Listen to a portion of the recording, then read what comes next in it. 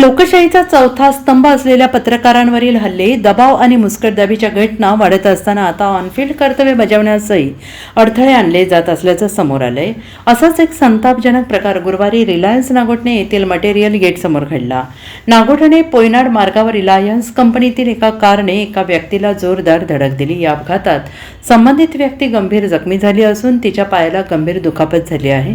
जखमी व्यक्ती रुग्णवाहिकेची वाट पाहत रस्त्यावर पडून होती. यावेळी घटनास्थळी उपस्थित पत्रकार धम्मशील सावंत यांनी वार्तांकनासाठी मोबाईलवर व्हिडिओ आणि छायाचित्रे घेण्यास सुरुवात केली. मात्र ते पत्रकार असल्याचे वारंवार सांगूनही रिलायन्सच्या RGSS सुरक्षा अधिकाऱ्यांनी व्हिडिओ करता येणार नाही असे सांगत त्यांच्या हातातील मोबाईल जबरदस्तीने हिसकावून घेतला.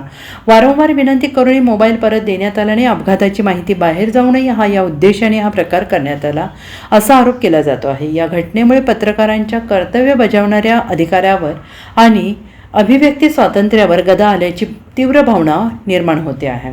या घटनेचा राज्यातील विविध पत्रकार संघटनांकडून निषेध करण्यात आलेला असून संबंधित सुरक्षा अधिकाऱ्यावर कारवाई करण्याची मागणी करण्यात येते आहे. रिलायन्स व्यवस्थापन याबाबत काय भूमिका घेणार याकडे लक्ष लागून